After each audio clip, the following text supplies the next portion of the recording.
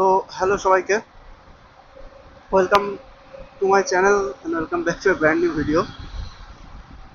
তো আজকে আমি যাচ্ছি আমার গাড়িটাকে নিয়ে সার্ভিস করাতে। অ্যাকচুয়ালি পেড সার্ভিস প্রথম আমি করাবো, জানি না কীরকম কী কস্টিং আসবে এটা না আসবে। তো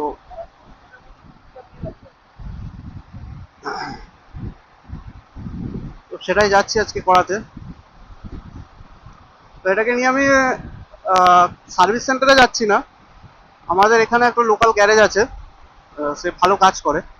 তো আমি আমার প্রথম বাইকের থেকেই তার কাছ থেকেই কাজ করাই, আমি মোটামুটি স্যাটিসফাইড তার কাছ থেকে কাজ করিয়ে। তো তার জন্য আমি তাকেই প্রেফার করি সার্ভিস সেন্টারের থেকেও। কারণ টিভিএস এর লোকাল যা সার্ভিস সেন্টার আছে আমাদের, ওদের কাজের আমি যতটা রিভিউ পেয়েছি অতটা বেটার না কাজ। তো যার জন্য আমি গ্যারেজ থেকেই করাবো। আর এমনিতেও আমি গ্যারেজ থেকেই কাজ করাই। আমার যখন R15 ছিল, আমাদের এখানে ব্যারাকপুরে ভালো ইয়ামাহার শোরুম আছে, তার সত্ত্বেও আমি গ্যারেজ থেকেই কাজ করাতাম। তো আমি এটাকেও গ্যারেজেই নিয়ে যাচ্ছি, দেখি এটাকে কাজ করিয়ে কতটা স্যাটিসফাই হই।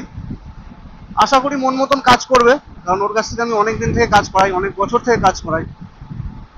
তো ভরসার জায়গা একটা আছে। তো বেশি দূর নাই, সামনেই গ্যারেজটা, চলো যাই। এর আজকে মেনলি সার্ভিস হবে, এমনি যেরকম অয়েল চেঞ্জ হয় অয়েল চেঞ্জ তো হবেই, সাথে অয়েল ফিল্টারটা চেঞ্জ হবে, এয়ার ফিল্টারটা চেক করতে হবে, যদি ঠিকঠাক থাকে তো চলবে, আর না হলে এয়ার ফিল্টারটাও ফেলে দেবো। আর নর্মালি যেরকম গ্রিসিং হয় সেরকমই হবে, সেরকম বেশি কিছু কাজ নেই, বাট ওই নর্মাল যা সার্ভিস হয় সেটুকু। তো দেখি কিরকম কি খরচা আসে। ইঞ্জিন অয়েলটা আমি মোটামুটি বাড়ি থেকে কিনে নিয়েই যাচ্ছি। অ্যাকচুয়ালি ওটা আমি অনলাইন কিনি, অনলাইন কিনলে অনেকটা কম হয় আমি দেখেছি দামটা দোকানের থেকে। আর বাকি যা লাগবে সেগুলো ওরা দিয়ে কাজ করবে। দেখি কিরকম কি খরচা পড়ে, তারপর ওখানে গিয়ে তোমাদের সাথে কথা বলছি, চলো। তো এই জাস্ট সার্ভিস করিয়ে নিয়ে গাড়িটাকে বেরোলাম। সেই সকাল 11টার সময় এসছি, এখন অলমোস্ট 7টা বাজে, রাত্রি হয়ে গেছে। তো এখানে কাজ করতে আসলে একটু টাইম লাগে, যাই হোক কাজটা মনের মতন হলে টাইমটা বড় কথা নয়। তো কাজ কমপ্লিট হয়ে গেছে, কাজ সেরকম খুব বেশি ছিল না, জাস্ট অয়েলটা চেঞ্জ হলো, ইঞ্জিন অয়েলটা, oil filter, air filter, normal যে কাজগুলো থাকে সেগুলোই ছিল। এই হলো ব্যাপার। আর বিল আমি বাড়ি গিয়ে দেখাচ্ছি তোমাদের কত টাকা কি বিল হলো, সার্ভিস কস্ট কি আসলো। আর গ্যারেজটা অ্যাকচুয়ালি একটু কনজেস্টেড, যার জন্য আমি ভিতরে কোনো ভিডিও বানাতে পারিনি। তো আমি তোমাদেরকে নর্মালি দেখিয়ে দিচ্ছি যে কত টাকা বিল আসছে। তো এখান থেকে আমি বাড়ি যাই, গিয়ে তারপর আমি তোমাদেরকে বিলটা দেখাচ্ছি পুরোটা।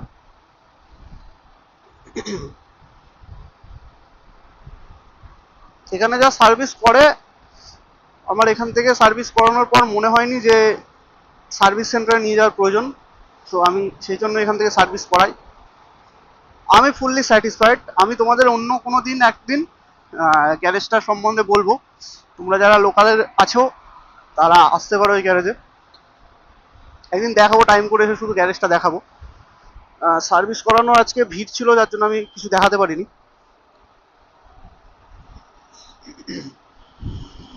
একটুখানি বাদিক নেবো,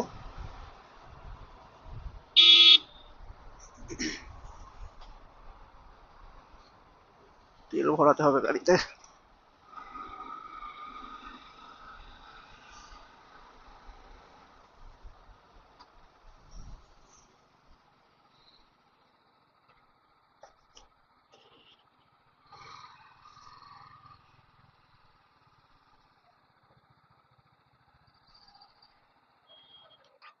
তো হাওয়াটা চেক করানোর দরকার আছে, রিলায়েন্স থেকে হয়তো সমস্যা ছিল কোনো, আর দাঁড়াতে হয় বলে আর করালাম না। সামনে যাই, দেখি কোথাও থেকে একটা হাওয়াটা চেক করাবো, চেক করি, একটু আড্ডা একটা মারবো, চায়ের দোকানে যাবো, তারপরে বাড়ি যাবো।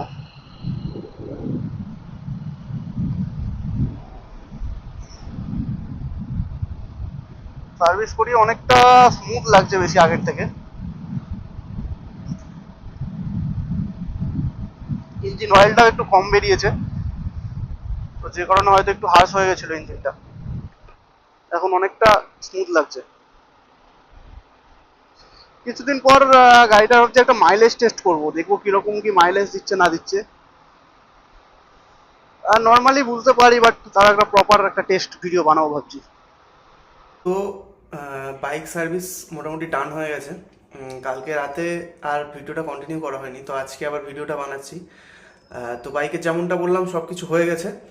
তো আমি বাইকে ইউজ করেছি হচ্ছে, দেখো তোমাদের দেখিয়ে দিচ্ছি, এইটা মোটুলেট 7100 10W50 ইঞ্জিন অয়েলটা। কারণ এটা কোম্পানি রেকমেন্ডেড 10W50, তো আমি সেটাই ঢেলেছি। 10W40 ঢাললেও চলে যায়, বাট আমি কোম্পানি রেকমেন্ডেড যেটা সেটাই ঢেলেছি। আর এটা 1.8 লিটার লাগে গাড়িটাতে, আমি 2 লিটার কিনেছিলাম। তো এখনও এটাতে 200 ml বেঁচে আছে, এটা দেখা যাক পরে কোনো কাজে লেগে যাবে। আর তো চলো তোমাদের আমি এর খরচাটা টোটাল খরচাটা বলে দিই, যে কি খরচা হয়েছে আমার গাড়িটা সার্ভিস করাতে, পেট সার্ভিসে। তো এটার যেমনটা বললাম 1.8 লিটার ইঞ্জিন অয়েল লেগেছে। তো এটার ইঞ্জিন অয়েলের কস্টিং লেগেছে তোমার, আমি এই বোতলগুলো কিনেছি 1 লিটারের, একটা 750 টাকা করে। মানে দুটোতে 1500 টাকা মতন খরচা হয়েছে। যারা 200 ml বেঁচে আছে ওটা পরের কথা, ওটা পরে কাজে লেগে যাবে। তো ওটায় 1500 টাকা। আর চেঞ্জ হয়েছে অয়েল ফিল্টার। অয়েল ফিল্টারের দাম ছিল 367 টাকা। আর এর এয়ার ফিল্টারটাও মোটামুটি কন্ডিশন খারাপ হয়ে গেছিলো, যার জন্য আমি একদম ফেলে দিয়েছি। আর এয়ার ফিল্টারটার দাম ছিল 445 টাকা। চেনটা লিউ হয়েছিল, ক্লিনিং হয়েছিল, সেটার জন্য 50 টাকা চার্জ করেছে। আর সার্ভিস চার্জ নিয়েছিল 1000 টাকা। তো সব মিলিয়ে আমার টোটাল সার্ভিসের গাড়িটার খরচা হয়েছে 3362 টাকা। মোটামুটি তুমি 3400 টাকা অ্যাপ্রক্স ধরো, 3400 টাকা, মানে 3500 টাকার মধ্যে এটার পেড সার্ভিস কমপ্লিট হয়ে গেছে। তো যেটা কিনা একটা 300 সিসি বাইক হিসাবে ঠিকঠাক, খুব বেশিও না খুব কমও না। তো যেহেতু সেরকম কোনো কাজ ছিল না, মোটামুটি আমার ব্রেক প্যাডগুলো এখনও কিছুটা চলবে, যার জন্য খরচাটা একটু কমই হয়েছে। ব্রেক প্যাডগুলো যদি ফেলতে হতো ফ্রন্ট রেয়ার, তাহলে খরচাটা আরেকটু অনেকটাই বেশি হতো। তো যাই হোক, এইটা ছিল আমার টোটাল সার্ভিস কস্টিং।